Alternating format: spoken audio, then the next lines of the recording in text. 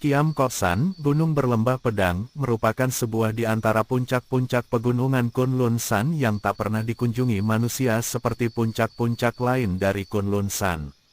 Bukan karena Kim Koksan kurang indah pemandangannya.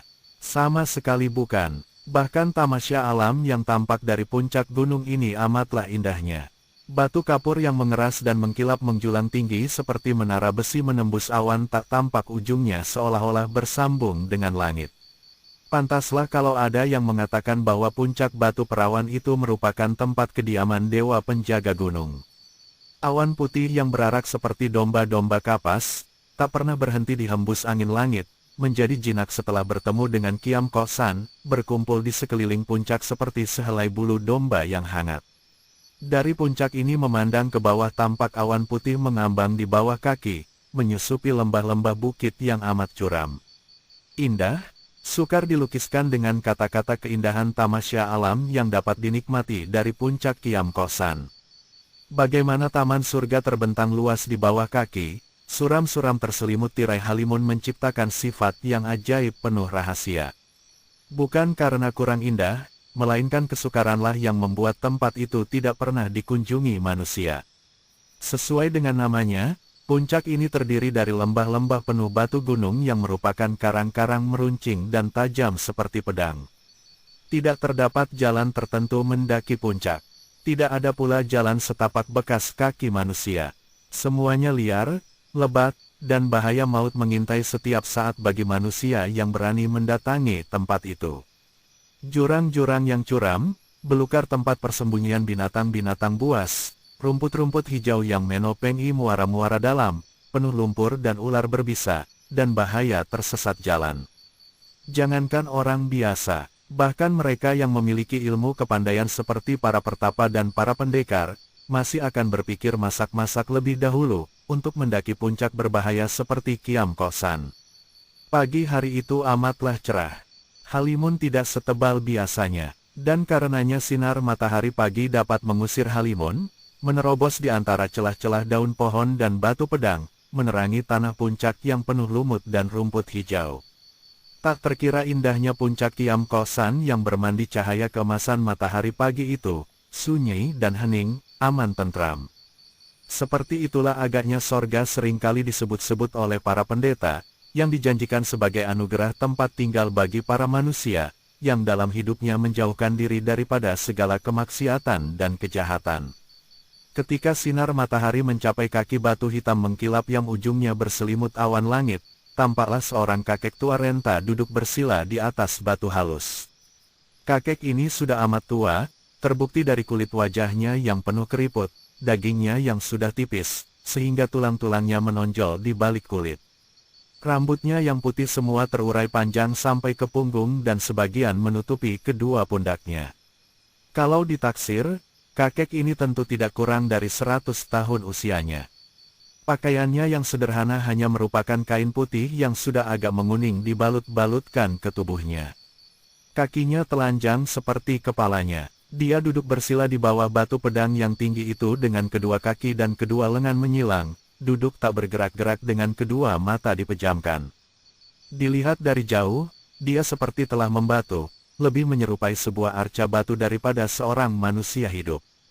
Namun sesungguhnya dia bukanlah arca, karena kalau diperhatikan, tampak betapa dada di balik kain putih itu bergerak perlahan seirama dengan pernapasannya yang halus dan panjang.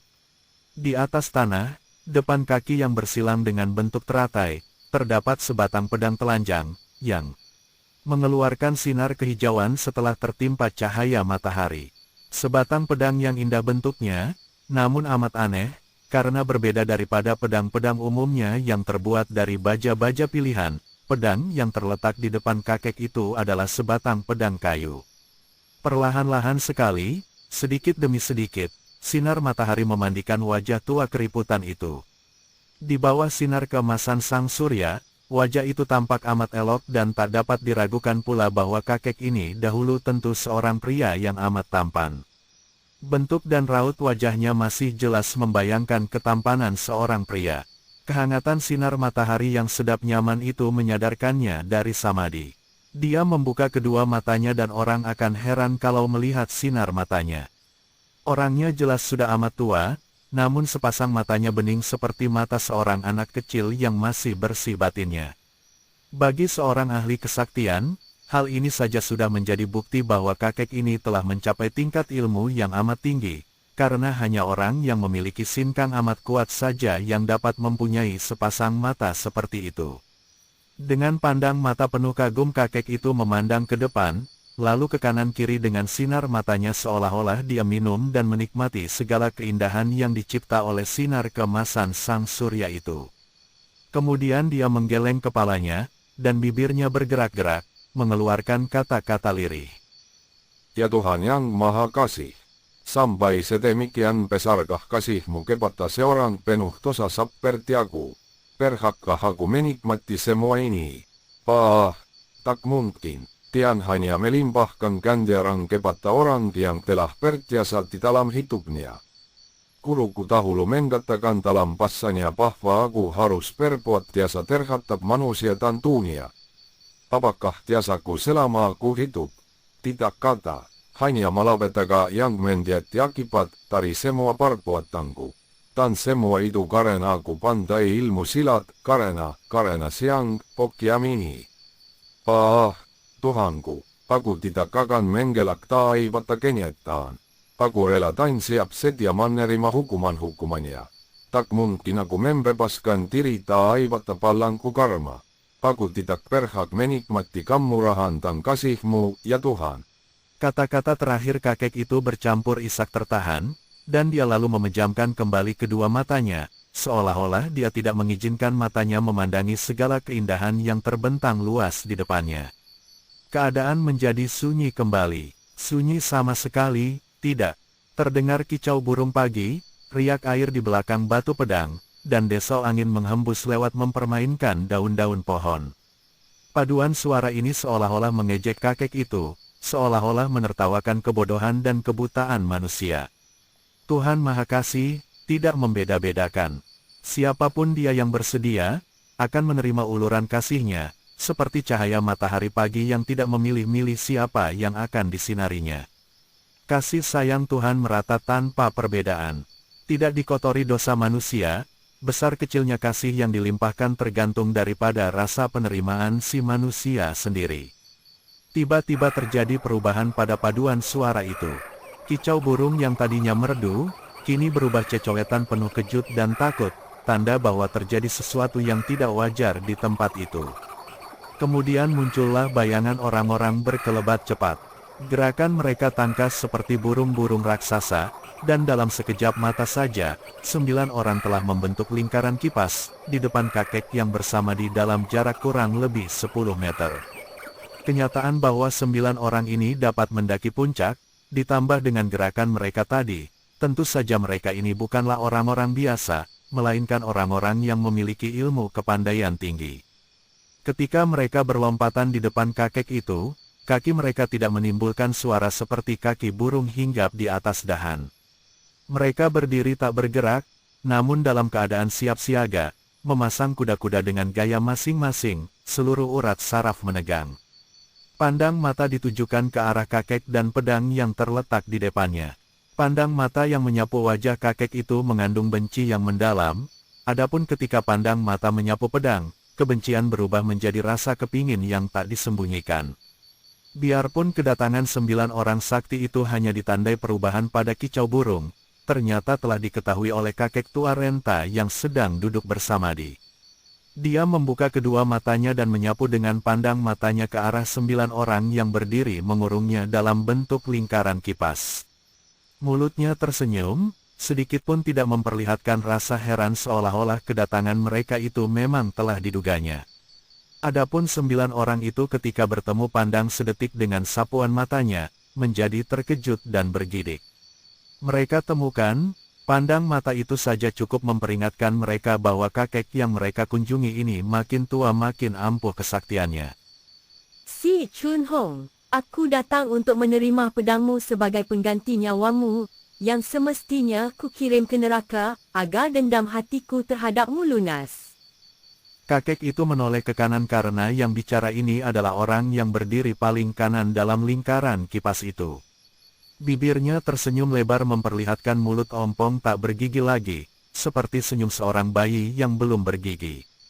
Wanita yang menyebut namanya yang sudah bertahun-tahun tak pernah didengarnya itu adalah seorang nenek yang usianya paling sedikit sudah 70 tahun. Rambutnya sudah hampir putih semuanya, digelung kecil ke atas dengan tusuk konde perak.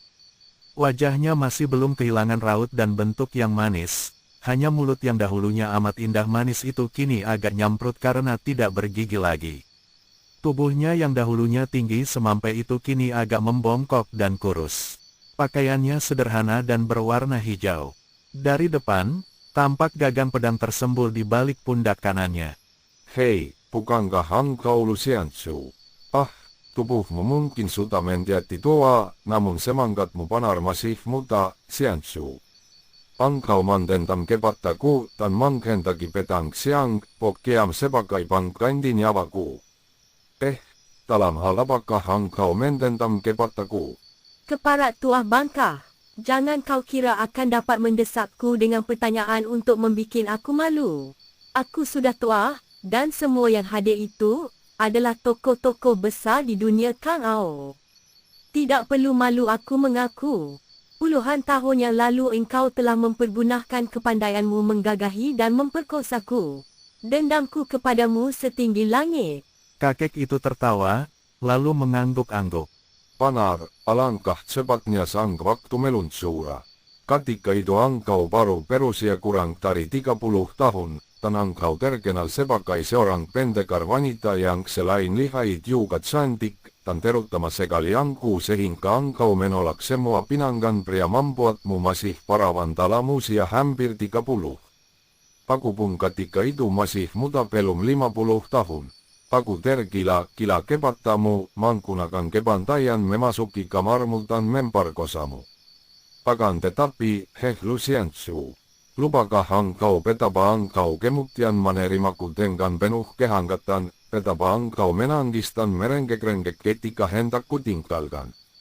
Lupakah engkau betapa engkau sama sekali tidak menaruh dendam atas perbuatanku yang juga menyenangkan hatimu itu. Mengapa kini engkau membalik dan memutar lidah? Laki-laki tak berjantung. Setelah perbuatan kejimu itu, bagaimana aku dapat menerima pria lain? Aku telah menyerahkan raga dan jiwa, akan tetapi engkau menolak dan meninggalkanku pergi. Engkau telah mempermainkan cintaku. Seharusnya engkau menjadi suamiku, akan tetapi engkau mengejek dan minggat.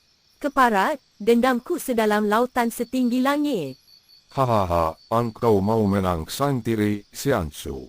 Dahulu pun kau sudah tahu bahwa aku adalah seorang yang selalu ingin bebas dari golongan, bebas dari segala ikatan termasuk ikatan rumah tangga. Memang aku telah berbuat jahat memperkosamu namun kita bersama, engkau dan aku, telah menikmatinya bersama dan hal yang menyenangkan orang lain, mana bisa kau sebut sebagai hal yang menyakitkan hati orang itu. Si Chun Hong, tak perlu banyak cakap lagi. Serahkan pedangmu itu atau serahkan nyawamu. Sambil berseru begini, nenek itu lalu mengeluarkan senjatanya yang menyeramkan. Senjata ini berupa cambuk berwarna hitam, akan tetapi bukan sembarang cambuk, karena pada ujungnya terpecah menjadi 9, dan setiap ujung diberi baja pengait seperti mata kail. Inilah senjata cambuk 9 ekor yang telah membuat nama nenek ini tersohor di dunia Kang Ao, karena jarang ada lawan yang dapat bertahan menghadapi senjatanya yang istimewa itu. Dan senjata itu pula yang membuat nenek ini dijuluki Kyubue Toanio, nyonya besar berekor 9. Sebuah nama besar yang ditakuti para penjahat, seorang pendekar wanita tua yang ganas dan keras hati terhadap penjahat. Telah puluhan tahun lamanya ia dikenal sebagai Kyubue Toanio dan baru sekarang tokoh-tokoh lain yang hadir di situ mendengar disebutnya namanya oleh kakek itu, yaitu Luciancu. Cambuk hitam itu melecut-lecut di udara dan mengeluarkan suara meledak-ledak. Si Chun Hong, apakah engkau masih membandel dan tidak mau menyerahkan pedangmu? Hahaha, engkau masih bersemangat dan galak. Tubuhku sudah tua, semangatku pun sudah melambat. Kalau kau hendak menolongku bebas dari tubuh tua dan dunia ini, nah, lakukanlah, Luciansu. Nenek itu mengeluarkan suara teriakan melengking panjang, lengking yang memekakkan telinga, yang mengandung rasa duka, kecewa, menyesal dan benci karena cinta ditolak. Cambuknya menyambar ke depan dan 3 buah di antara 9 ekor itu sudah meluncur ke arah sepasang mata dan ubun-ubun kepala. Kakek itu masih duduk bersila, kini tangan kirinya diangkat, jari-jari tangannya bergerak menyentil 3 kali. Kyuubu Etoanio menjerit, dan hampir saja ia melepaskan cambuknya, karena 3 buah ekor cambuk yang terkena sentilan kuku jari tangan kakek itu secara tiba-tiba membalik, dan menerjangnya di 3 buah tempat, yaitu ke arah buah dada dan pusar. Selain ini, juga senjata itu keras sekali, membuat telapak tangannya yang memegang gagang cambuk terasa panas dan pedas. Dengan loncatan ke belakang sambil memutar cambuknya, nenek ini berhasil menyelamatkan diri. Wajahnya menjadi merah sekali dan ia memaki sambil menudingkan cambuknya. Si Chun Hong, dasar engkau tuah-tuah keladi makin tuah makin cabul. Kakek itu hanya tertawa-tawa akan tetapi ketawanya berhenti ketika dari sebelah kiri terdengar suara yang menggetar penuh tenaga. Omitohut. Ketika melihat bahwa yang maju kini adalah 2 orang Wesio gundul, yang usianya sudah 60 tahun lebih, kakek itu memandang dengan sikap tenang tetapi penuh pertanyaan, karena sesungguhnya dia tidak mengenal 2 orang pendeta ini. Lo Cianpue benar-benar telah membuktikan betapa julukan Sin Jiu Kiam Ong adalah tepat karena tangan Lo Cianpue benar sakti. Kata seorang di antara 2 orang pendeta yang alisnya putih dan tubuhnya kecil kurus. Wesio kedua yang berkulit hitam dan bertubuh tinggi besar, hanya merangkap kedua tangan di depan dada, sambil berulang-ulang memuji. Omitohut. Sin Jiu Kiam Ong, si Chun Hong masih duduk bersila, dan kini dia pun merangkap kedua telapak tangan di depan dada, sebagai pemberian hormat. Menghadapi 2 orang pendeta yang begitu lemah lembut, yang bersikap merendahkan diri, sehingga menyebutnya Lo Cianpue sebagai sebutan terhadap golongan tua tingkat atas, dia menjadi waspada dan hati-hati. Orang yang sombong takabur tak perlu dikhawatirkan atau ditakuti, akan tetapi terhadap orang-orang yang lemah lembut dan sikapnya halus, haruslah hati-hati, karena orang-orang yang kelihatannya lemah, sesungguhnya merupakan lawan yang berat. Parat sekali menerima pujian Tiui yang sesungguhnya kosong penuh angin. Aku yang tua menjadi satarakan usiaku yang sudah terlalu tua karena biasanya kedatangan para Wesio seperti Tiui adalah untuk menyembah orang yang sudah mau mati atau orang yang sudah mati agar nyawanya dapat diterima di tempat yang baik. Siapakah gerangan Tiui dan apa artinya kehadiran Tiui ini di Kiam Kok San? Omitohut. Kami berdua adalah Wesio-Wesio kecil tak berarti, yang menjadi utusan Xiao Limpai untuk menemui Lo Cianpue. Kiranya dari perguruan tinggi Xiao Limpai. Sungguh merupakan kehormatan besar sekali. Kakek itu berkata tercengang. Pinceng Tian Ti Wesio, dan ini adalah Suti Tian Kek Wesio, mewakili Suhu, yang menjadi ketua Xiao Limpai untuk mohon kepada Lo Cianpue agar sukah menyerahkan Siang Bok Kiam kepada kami. Suhu mohon agar Lo Cianpue ingat, betapa Xiao Limpai telah bersikap sabar, dan tidak menuntut ketika Lo Cianpue, pada 30 tahun yang lalu mencuri kitab-kitab Seng Tu Chi Keng dan I Kiong Hoan Hiat. Mengingat akan itu Suhu percaya bahawa, Lo Cianpue kini dalam saat terakhir akan membalas kebaikan Xiao Limpai, dan menyerahkan Siang Bok Kiam agar semua ilmu yang tersimpan di dalamnya, tidak akan terjatuh ke tangan yang sesat dan dipergunakan untuk mengacau dunia.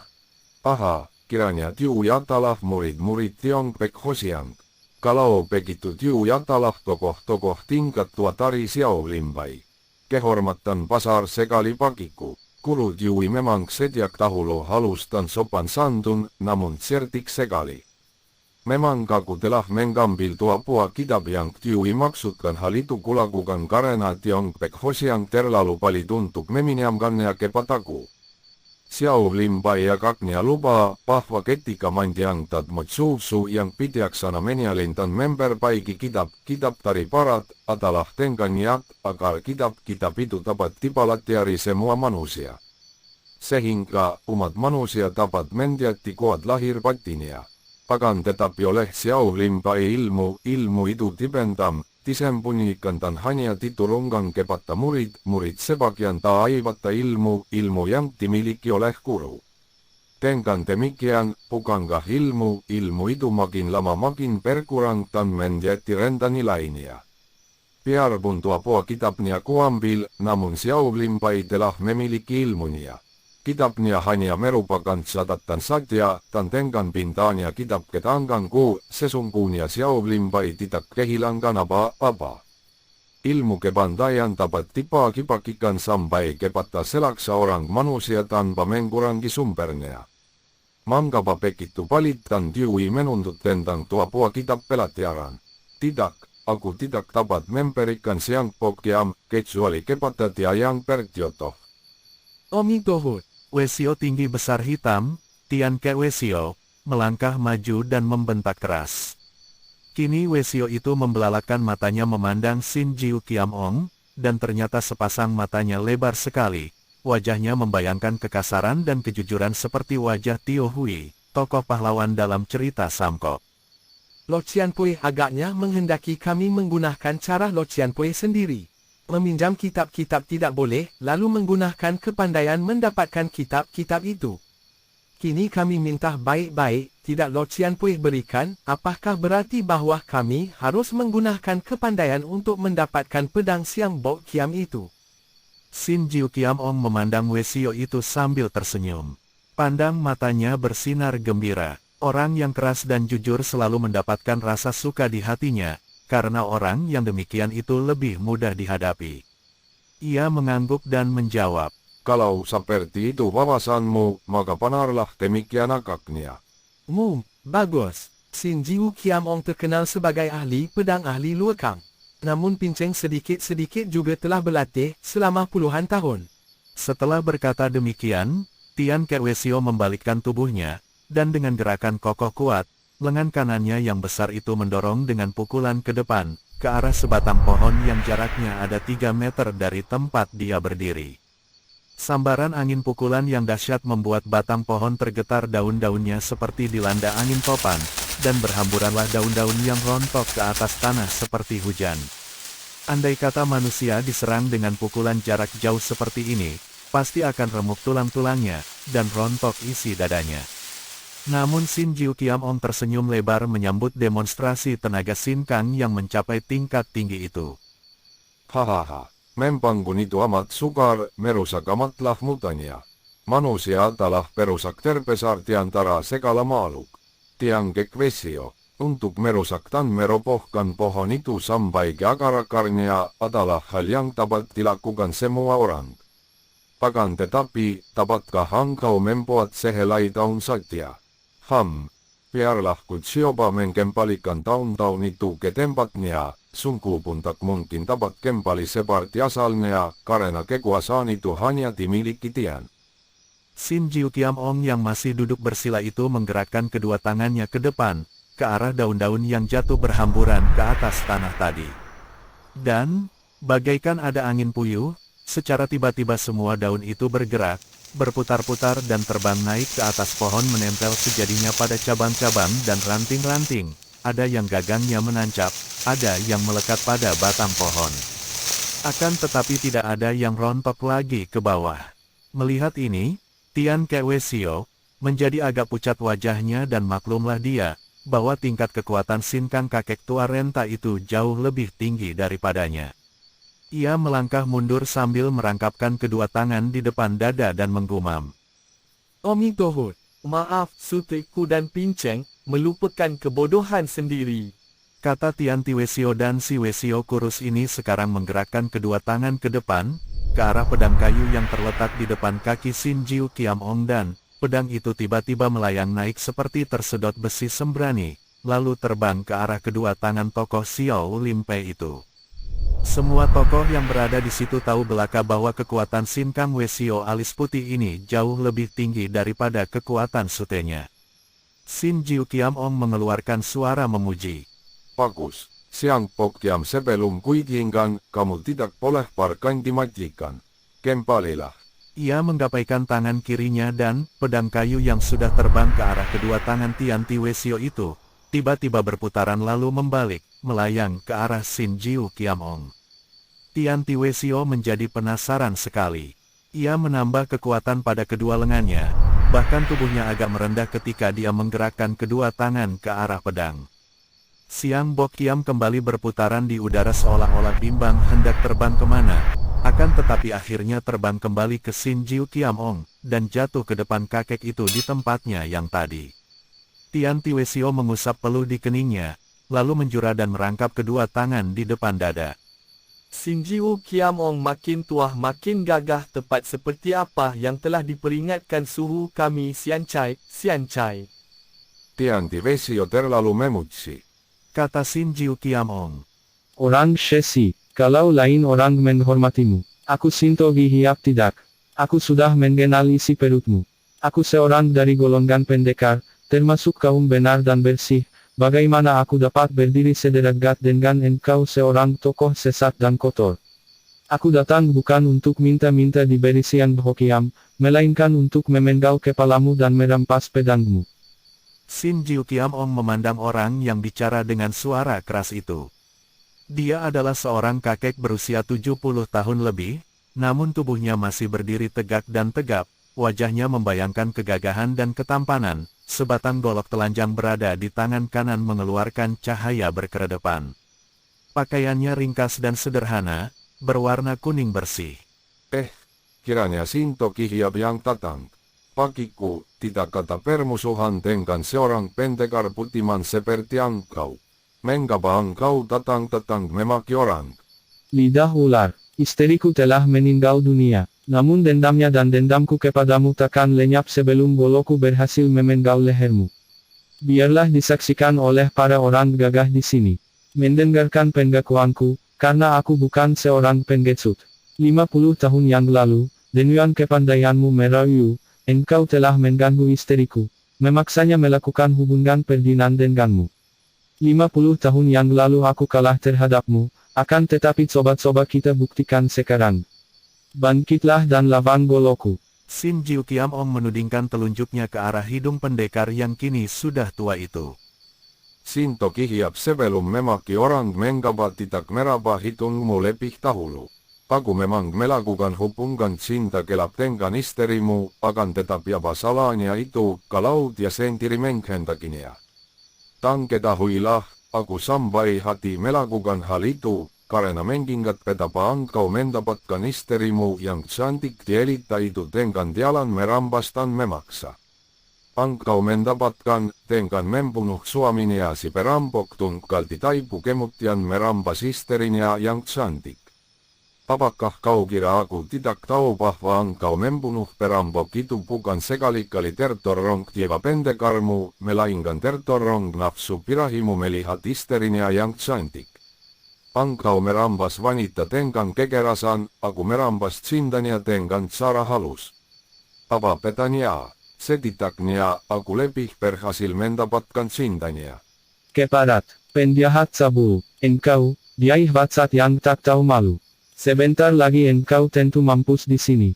Dan biarlah kubuatkan arca, seorang Diai Watsat, untuk ditaruh di atas makamu, agar setiap orang dapat meludahinya.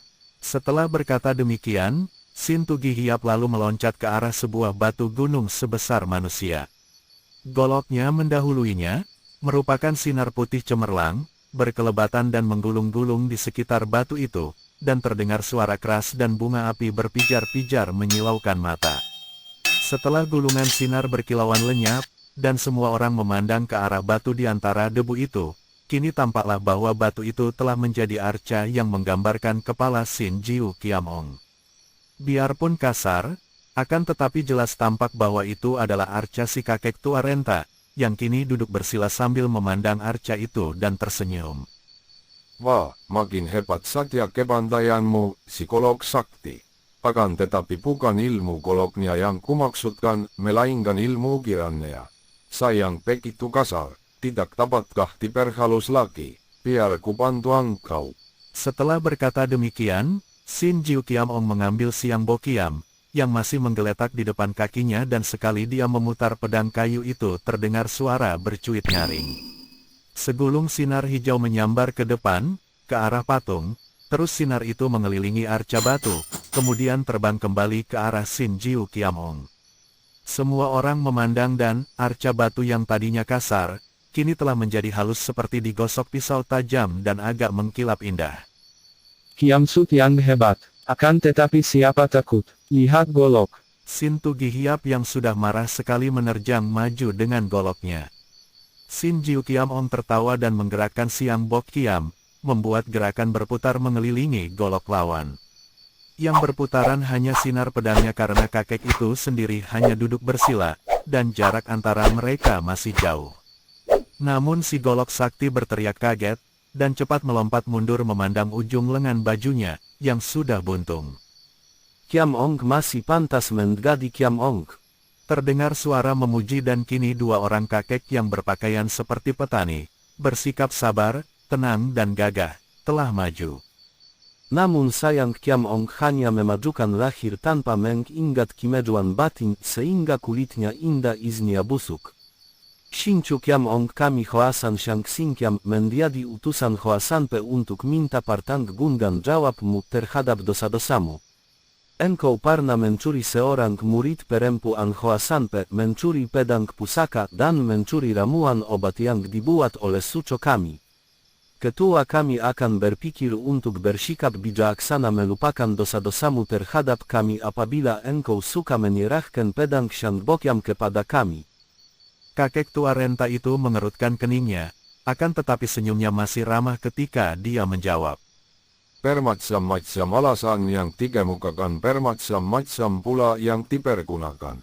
Namun sesungguhnya mengandung maksud yang sama. Wahai Hoasan Siang Xinkiam, aku tidak menyangkal semua tuduhan Hoasan Pai. Memang aku telah mencuri murid perempuan, pedang pusaka dan ramuan obat. Akan tetapi semua tokoh Hoasan Pai tahu palaka bahwa murid perempuan Hoasan Pai, mendiang Cuipi yang cantik manis, telah pergi mengikuti aku secara sukarela dan berdasarkan cinta kasih, bukan karena kupaksa. Adapun pedang pusaka Hoasan Pai, sampai sekarang pun masih kusimpan tenang koleksiku yang lain. Karena memang aku penia yang parang-parang pusaka. Tentang ramuan obat yang dibuat mendiang sucu kalian, hahaha telah membuka rahasia sucu kalian. Karena ternyata obat itu adalah obat perangsang bagi pria tua, agar dapat kembali bersemangat seperti seekor kuda jantan yang muda. Hahaha. Dua orang pendekar itu sejenak saling pandang dan wajah mereka menjadi merah. Ucapan Sin Jiu Kiamong itu merupakan penghinaan bagi Hoasan Pai, apalagi yang terakhir. Setelah memberi isyarat dengan pandang mata, kedua orang tokoh Hoasan Pai itu menggerakkan tangan, dan tampak dua sinar berkelebat ketika mereka mencabut pedang mereka. Shinchu Kiamong, ucapanmu yang menghina telah menambah dosamu terhadap kami. Biarpun engkau memakai sebutan Raja Pedang, jangan kira bahwa kami berdua saudara Kshoa jerih terhadapmu. Hadapilah sepasang pedang sakti dari Hoasan. Tantang Choa Kiu sambil melintangkan pedang, sedangkan adiknya, Choa Bu juga sudah siap dengan pedangnya. Mereka ini masing-masing hanya berpedang tunggal. Akan tetapi karena mereka ini kalau bermain pedang bersama merupakan pasangan yang amat kompak dan hebat, maka kedua orang ini mendapat julukan sepasang pedang sakti. Aku selamanya tidak suka berbohong dan ucapanku tadi hanya ucapan terus terang dan apa adanya. Sama sekali tidak menghina siapa-siapa. Kalau kalian hendak memperlihatkan Siang Xinkiam untuk menundukkan aku, kalian melamun yang bukan-bukan. Karena aku tidak mudah ditundukkan oleh siapapun juga, termasuk kalian orang-orang Hoasan Pai. Ucapan ini dikeluarkan dengan halus dan lunak, namun mengandung kekerasan melebihi baja. Choa Kiu dan Choa Bu mengeluarkan seruan keras, pedang mereka berkelebat. Dan tahu-tahu telah menjadi satu gulungan sinar tebal dan panjang. Mengeluarkan suara bercuitan, dan bayangan tubuh mereka lenyap tergulung sinar pedang yang menjadi satu. Tiba-tiba dengan suara mencicit nyaring, gulungan sinar pedang ini melayang ke arah sebatang pohon, pecah menjadi dua, dan bagaikan mata gunting, dua gulungan sinar ini menggunting batang pohon. Tidak terdengar sesuatu dan tidak terjadi sesuatu, namun begitu gulungan sinar pedang itu melayang kembali ke tempatnya, dan sinar pedang berubah, dua orang kakek Hoa Sanpai yang sudah berdiri berdampingan, tiba-tiba saja batang pohon itu tumbang, dan tampak bekas pedang yang halus, membuat batang pohon itu seolah-olah baru saja digergaji.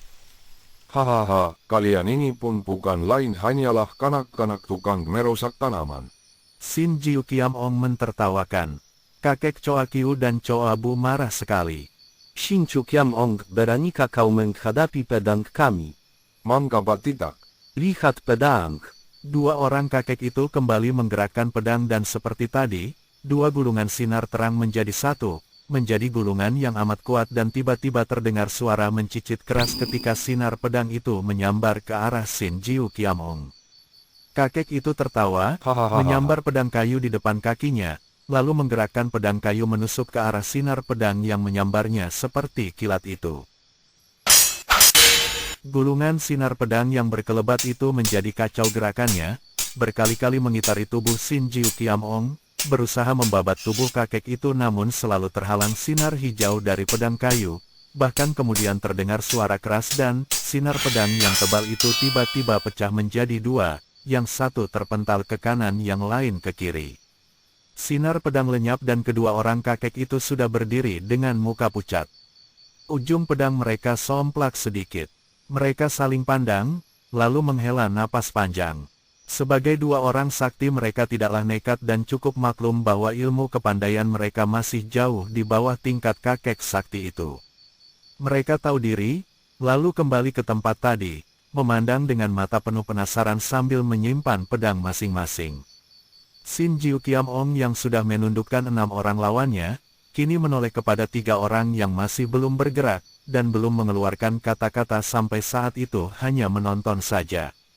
Dia melihat seorang tosu tua yang tidak dikenalnya, dan seperti tadi ketika menghadapi dua orang Wesio Xiao Limpai, dia tidak berani memandang rendah. Adapun yang dua orang lain adalah sepasang suami istri tua yang dia tahu dahulu pernah dia jumpai, namun lupa lagi kapan dan di mana. Karena dia menganggap tosu itu lebih penting, maka dia segera menghadapinya sambil bersila dan berkata, "Maaf, kalau aku tidak ingat lagi siapa gerangan Toyo ini. Akan tetapi karena Toyo sudah membuang waktu dan datang ke sini, tentu membawa keperluan yang amat penting." Siancai, Shin Chu Kiam Ong yang sudah tua kiranya masih berwatak seperti orang muda. Segan menggala dan tidak menyesali dosa-dosa yang dilakukan di waktu mudanya. Sungguh patut disayangkan. Hahaha, Toyo mengeluarkan pernyataan yang amat lucu. Kalau benar dosa sudah dilakukan, apa gunanya hanya disesali? Lebih baik menyadarinya dan siap menerima hukumannya, karena berdosa atau bukan, tergantung kepada penilaiannya, sedangkan penilaiannya sendiri penuh dosa, perkelimang nafsu mementingkan diri pribadi. Toyo yang baik. Aku seorang yang mengutamakan kejujuran. Lebih menjunjung tinggi orang yang melakukan kesalahan, namun berani mengakuinya. Daripada orang yang pura-pura suci namun di dalam hatinya amat kotor. Tidak sama dengan yang keluar dari mulutnya. Karenanya, aku merasa senang sekali dengan ujar-ujar dalam agamamu seperti ini. Langit tiada peri kemanusiaan, segala benda dianggap sebagai korban. Orang suci tiada peri kemanusiaan, semua orang dianggap sebagai korban. Ruang antara langit dan bumi tiada upahnya seperti hembusan. Kosong, namun tak pernah berkurang. Makin besar gerakan makin besar tiupan. Banyak bicara seringkali penghamburan tenaga. Lebih baik menjaga kejujuran. Shin Chu Kiam Ong, selain kekanak-kanakan engkau pun masih memiliki kesombongan.